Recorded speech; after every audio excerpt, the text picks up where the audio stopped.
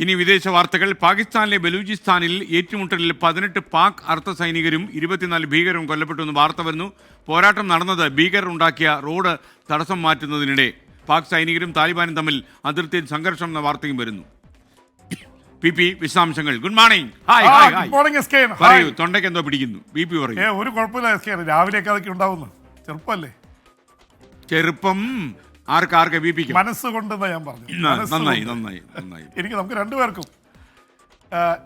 എന്തായാലും നമ്മുടെ തൊട്ടടുത്ത അയൽരാജ്യമായ പാകിസ്ഥാനിക്ക് ഒരുപാട് ഭീകരപ്രവർത്തനമൊക്കെ ഇവിടെ ഇന്ത്യയിൽ നടത്തുന്നുണ്ടെങ്കിലും അവിടെയും ഭീകരപ്രവർത്തനം രൂക്ഷമാവുന്നു എന്ന വാർത്തകളാണ് ഈ മണിക്കൂറുകളിൽ വരുന്നത്.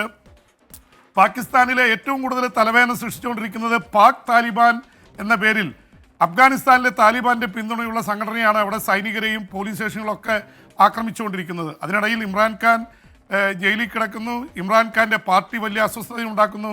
അതിനിടയിലാണ് ഏറ്റവും ലേറ്റസ്റ്റ് ആയിട്ട് വാർത്ത വന്നിരിക്കുന്നത്. ബലൂചിസ്ഥാൻ എല്ലാ കാലത്തും പാകിസ്ഥാനുമായി ഏറ്റുമുട്ടുന്ന ഒരു പ്രദേശമാണ്. ഇന്ത്യയെക്കുറിച്ച് വരെ അവർ പറയുന്നുണ്ട്.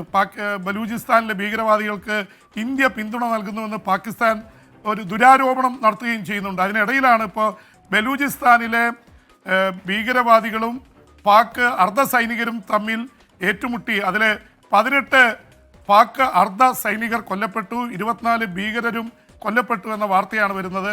എന്തായാലും പാകിസ്ഥാൻ ഭീകരപ്രവർത്തനം കയറ്റുമതി ചെയ്യുന്ന ഒരു രാജ്യമാണ്.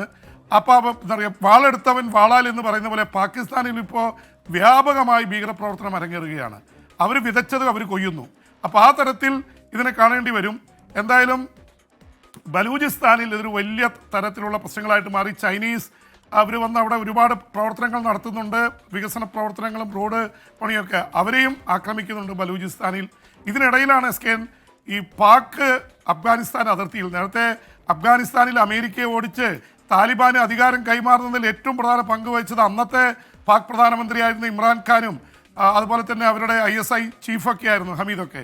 പക്ഷേ അവരൊക്കെ പോയി ഇപ്പോൾ വന്നിരിക്കുന്ന ഭരണകൂടം അവരെ സംബന്ധിച്ചിടത്തോളം അവർ പാകിസ്ഥാനും അഫ്ഗാനിസ്ഥാനുമായി ഏറ്റുമുട്ടലിൻ്റെ പാതയിലാണ്. താലിബാൻ പാകിസ്ഥാനിൽ വലിയ വ്യാപകമായ പ്രശ്നങ്ങൾ തീർക്കുന്നു. അതിർത്തിയിൽ പാക് സൈന്യവും താലിബാനും തമ്മിൽ ഏറ്റുമുട്ടുന്നു. സംഘർഷം കഴിഞ്ഞ ഏതാനും മാസങ്ങൾക്ക് മുമ്പാണ് പാകിസ്ഥാൻ വ്യോമാക്രമണം നടത്തി അഫ്ഗാനിസ്ഥാനിൽ. തിരിച്ച് ഇവിടുത്തെ പാക് സൈനികരെ കൊലപ്പെടുത്തി താലിബാൻ. ഈ രീതിയിൽ സംഘർഷം ഇപ്പോഴും തുടരുന്നു എന്ന വാർത്ത കൂടിയാണ് പാകിസ്ഥാനിൽ നിന്ന് വരുന്നത്. ദിനേശ് അരിപ്പാട് ന്യായമായിട്ടൊരു ചോദ്യം ചോദിക്കുന്നു. ഈ ജെയിംസ് അച്ചായന്റെ തള്ള് ഒരു 1.5 തള്ളാണ്, എല്ലാം പറയാനുണ്ടോ? അതൊക്കെ പറഞ്ഞോട്ടെ.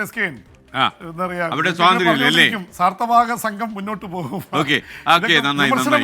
വിമർശനം വേണം. അതല്ല, പി കൂടുതൽ ചെറുപ്പമായിക്കൊണ്ടിരിക്കുകയല്ലേ? വിദേശ വാർത്തയൊക്കെ കഴിഞ്ഞു വന്നു. ചെറിയ അസൂയ ആൾക്കാർക്കുണ്ട്. ഓക്കെ, ഏത് രാജ്യങ്ങളൊക്കെ അടുത്തിടെ സന്ദർശിച്ചത്? അടുത്ത് ഞാൻ പലതവണ പറഞ്ഞല്ലോ. എന്നാലും അടുത്ത സമയത്ത് ഇപ്പൊ ഒരാഴ്ച മുമ്പ് സന്ദർശിച്ചല്ലോ. അല്ല, കുടുംബസമേതം ഞാൻ തായ്ലൻഡിൽ പോയി. എന്നോട് ഒരു കാര്യം പറയാം. എനിക്ക് മനസ്സിലാകാത്ത കാര്യം, ഇടയ്ക്കിടയ്ക്ക് കുടുംബസമേതം എന്ന് പറയാം. നമ്മളൊക്കെ കുടുംബമായിട്ട് വീണ്ടും ഞാൻ കഴിഞ്ഞ തവണ അത് വ്യക്തമാക്കിയതാണ്. ഞാൻ തായ്ലൻഡിൽ പോയി കുടുംബസമേതമാണെന്ന് പറഞ്ഞ് വീണ്ടും ചോദിക്കുന്നുണ്ട്. ശരി. ഓക്കെ, നമുക്കിനി അടുത്ത വാർത്തയിലേക്ക്. വെസ്റ്റ് ബാങ്കിൽ അവിടെ സമാധാനം കിട്ടുന്നില്ലല്ലോ. ബി ജെയിംസ്, അവിടെ ഈ പാലസ്തീനികളെ കൊലപ്പെടുത്തി എന്നുള്ള രീതിയിൽ വാർത്ത പിന്നെയും വരുന്നുണ്ടല്ലോ. ഇസ്രായേൽ സമാധാനത്തിന്റെ വഴിയിലല്ലേ? അപ്പോൾ ഇസ്രായേലിനെ സംബന്ധിച്ചിടത്തോളം ഒരു ഭാഗത്ത് യുദ്ധം അവസാനിപ്പിക്കുമ്പോൾ വേറൊരു ഭാഗത്ത് അവർ യുദ്ധം തുടങ്ങി വയ്ക്കുന്നു എന്നാണ് മനസ്സിലാവുന്നത്. കാരണം അവർ ലെബനനിൽ ഒരു വെടിനിർത്തൽ പ്രഖ്യാപിച്ച് അവിടെ ഒരുപാട് പേര് കൊല്ലപ്പെട്ടു 13 മാസത്തിന് ശേഷം. പിന്നെ ഗസയിൽ 15 മാസം വെടിനിർത്തൽ ഉണ്ടായത് അടുത്ത ദിവസങ്ങളിലാണ്.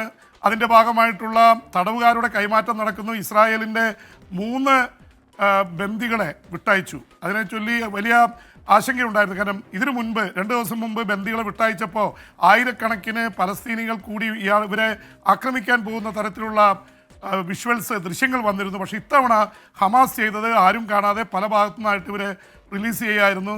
അതിലൊരാൾ അമേരിക്ക ഇസ്രായേൽ പൗരനായിരുന്നു എന്നതുകൂടി ഇതായിട്ടുള്ള കാര്യമാണ്. അപ്പോൾ അതിനിടയിലാണ് ഈ തരത്തിലുള്ള പ്രശ്നങ്ങൾ. ഇപ്പോൾ വെസ്റ്റ് ബാങ്കിലെ ഇസ്രായേൽ കയറി ആക്രമണം നടത്തിയിരിക്കുന്നു. 5 പേർ കൂടി കൊല്ലപ്പെട്ടിരിക്കുന്നു. ഇസ്രായേൽ പറയുന്ന ന്യായം അവിടെ 2 സൈനികരെ പലസ്തീൻകാർ കൊലപ്പെടുത്തിയെന്നാണ്. 3 ദിവസമായിട്ട് ആക്രമണമാണ്. ഇപ്പം തന്നെ 10-30 പേർ അവിടെ കൊല്ലപ്പെട്ട് കഴിഞ്ഞു. അപ്പോൾ ഗസയിൽ നിന്ന് യുദ്ധം ഒരു തരത്തിൽ വെസ്റ്റ് ബാങ്കിലേക്ക് മാറ്റിയിരിക്കുന്നു. അധിനിവേശ വെസ്റ്റ് ബാങ്ക്. പലസ്തീനികൾ പറയുന്ന അവരുടെ പ്രദേശമാണ്, അവരുടെ പ്രദേശമായിട്ടാണ് അറിയപ്പെടുന്നത്. അവിടേക്ക് ഇസ്രായേലിൻ്റെ കുടിയേറ്റക്കാർ കൂടുതൽ നുഴഞ്ഞു കയറിക്കൊണ്ടിരിക്കുകയാണ്. അതിനിടയിൽ വളരെ ആശ്വാസകരമായ വാർത്ത SKN റഫ അതിർത്തി 9 മാസങ്ങൾക്ക് ശേഷം തുറന്നു. ഗുരുതരമായി പരിക്കേറ്റ ഒരുപാട് പലസ്തീനികളെ ഗസയിൽ നിന്ന് ഈജിപ്തിലേക്ക് കൊണ്ടുപോയി എന്ന വാർത്ത വരുന്നുണ്ട്. 2000 കുട്ടികളെ ചികിത്സിക്കാനായിട്ട് വിദേശങ്ങളിലേക്ക് കൊണ്ടുപോകുന്നുണ്ട്. ആ തരത്തിൽ അപ്പോൾ തന്നെ ഈ മണിക്കൂറുകളിലാണ് 27 മൃതദേഹങ്ങൾ അവശിഷ്ടങ്ങൾക്കിടയിൽ നിന്ന് കണ്ടെടുത്തിട്ടുള്ളത്. യുദ്ധം അവസാനിച്ചിട്ടും പ്രശ്നങ്ങൾ തീരുന്നില്ല. അതിനിടയിൽ SKN ഒരു പ്രധാനപ്പെട്ട ഒരു വാർത്ത വരുന്നത്, അമേരിക്കയുടെ പ്രസിഡന്റ് ഡൊണാൾഡ് ട്രംപ് പറഞ്ഞത് ഞങ്ങളൊരു ആക്രമണത്തിനുമില്ല, ഇസ്രായേൽ യുദ്ധം അവസാനിപ്പിക്കുന്നു, ഇനി യുക്രൈൻ യുദ്ധം അവസാനിപ്പിക്കും എന്ന് പറയുമ്പോൾ തന്നെ ആഫ്രിക്കയിലെ സൊമാലിയയിൽ IS കേന്ദ്രങ്ങൾക്ക് നേരെ വൻ ആക്രമണം ഈ മണിക്കൂറുകളിൽ നടത്തിയിരിക്കുന്നു. അതിൻ്റെ നേതാവടക്കം നിരവധി ഡസൻ കണക്കിന് IS പ്രവർത്തകരെ കൊലപ്പെടുത്തി എന്ന വാർത്ത വരുന്നുണ്ട്.